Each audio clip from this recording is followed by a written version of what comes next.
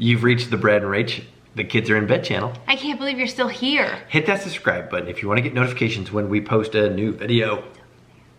And the thumbs up button if you like us. All right, on with the video. Cheers. Cheers. Cheers. Welcome to Brad and Rach. The kids are in bed. Well, except for this episode, they're not in bed. They're actually up. Mama and Bumpa's, aka Grandma and Grandpa's. Perfect time to film. And we have little baby Eloise with us today. Yep. At least for a little while, till she gets tired. She's probably ready for a nap.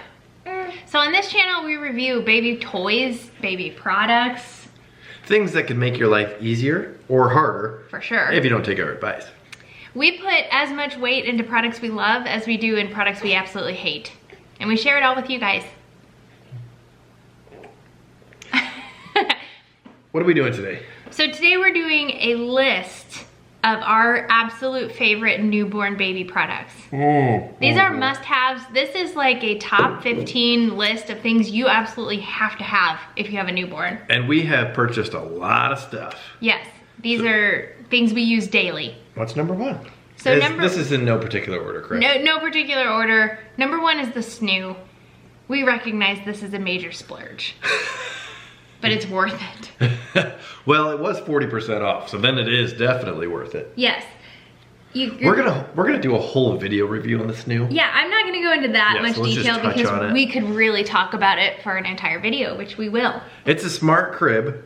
What it can do is basically comfort your baby if they start to fuss.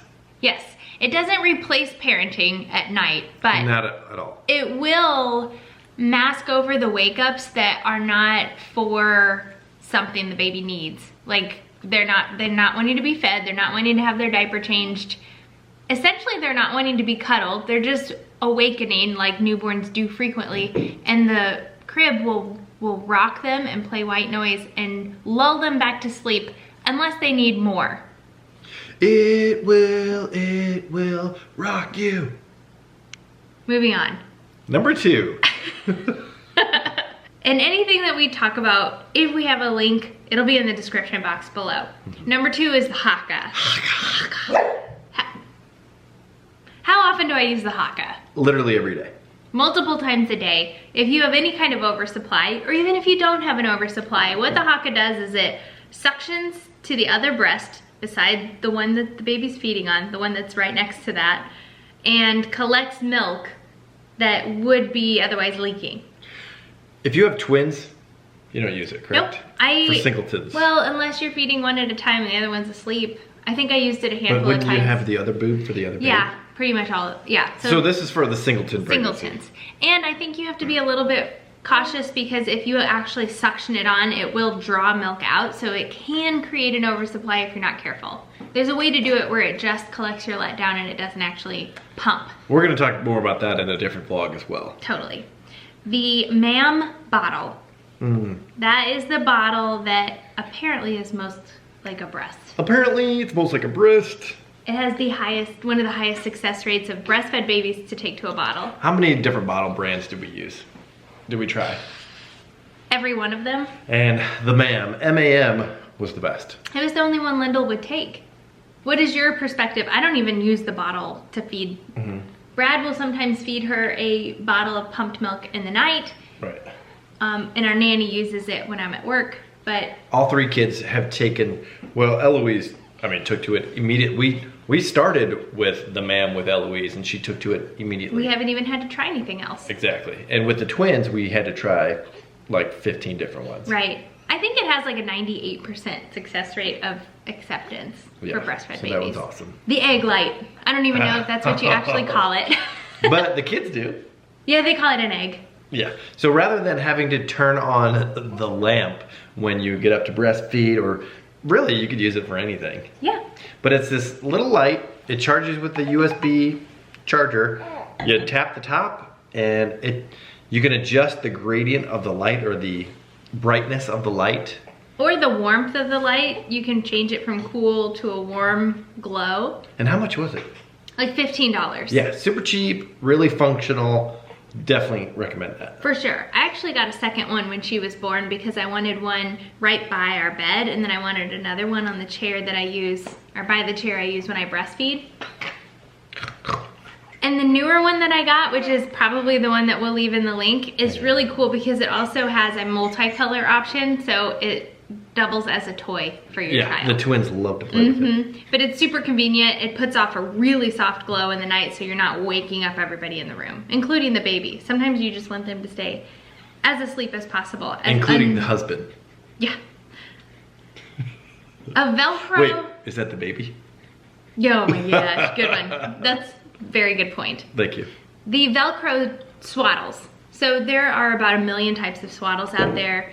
The easiest ones to use are the Halo Velcro type swaddles. Yeah, totally. Yeah, the other ones are very pretty, like the ones from Copper Pearl. I have some of those, and I really do think that they can get them swaddled nice and tight if you know what you're doing. Yeah, that's probably what we use more with Eloise. Yeah. But with the twins, we use the Velcro ones. If you need to be fast and it's in the middle of the night and you just need to get them swaddled, then the Velcro is the way to go. Yeah, and they're just much easier. The ones that we used with the twins I really liked because they would transition from them beyond when they needed to be swaddled with their arms in. Like you put your arms through the holes, zip them up, and then you can either Velcro with their arms in, or you can leave their arms out and just Velcro around their midsection. And so they lasted longer than the time frame where they needed to be swaddled.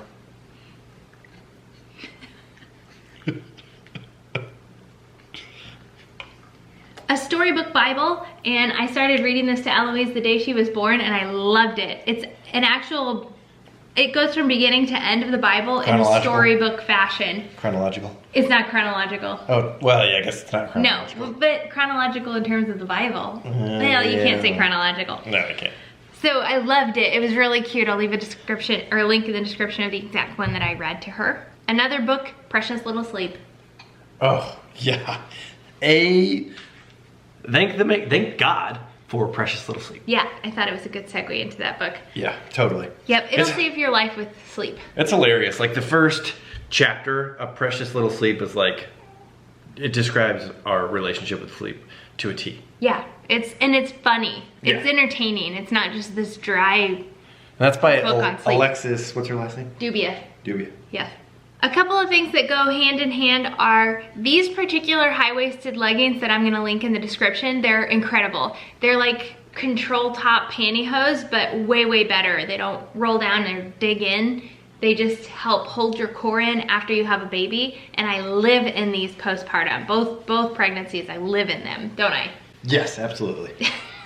Also, a belly binder. No matter what type of delivery you have to get a belly binder after your delivery, and it just helps. It helps your uterus return to its normal shape a little quicker, but it also just helps you hold your core in without depending on your non-existent abdominal muscles. Abdominal. The boba wrap. Oh my Lord. We did a whole video on wraps, and this one is handy all the time. I should just put her on right now and then do some squats or dance because it'll put her right to sleep. So wearing your baby is essential when you have toddlers in the house as well. Just getting my workout in back here. Just being hands-free and your baby being close to you and feeling comforted while you're still able to use your hands is incredible. So the boba wrap. I also, this pregnancy, have really loved having a diffuser in our room with lavender. So do your research on like essential oils and how much essential oil is safe to be around a newborn and what brands are safe, but we diffuse a light smelling lavender in our room every single night, and I think it cues her for bed. When we go into our room, she starts smelling the lavender, she associates that smell with sleep. We do our little nighttime routine and we put her down for bed, and I like the diffuser that I have and I like the lavender that I have, so I'll link those in the description as well. And I like it too. I was kind of anti-diffuser, but now that we've started using it, I like. It's very nice smelling. I would probably miss it if we didn't use it. Our room smells like a spa. The boppy. Everyone knows what a boppy is. Do you know what a boppy is? I shouldn't say everyone. It's like the breastfeeding pillow. So I did not have one with the twins because I was tandem nursing them a lot. So I had a special kind of boppy that works with twins. And the regular boppy is fairly inexpensive, especially compared to a tandem nursing pillow.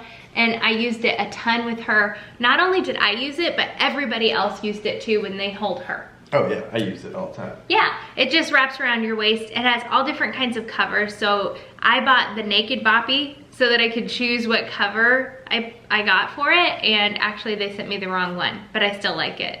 So I'll leave links for both covers and the Naked Boppy in the description. And I think that brings us to the end. I had a couple random things. We have bibs that we like. We have sleepers that we like. We don't really need to talk about those. I'll just link the ones that we like in the description.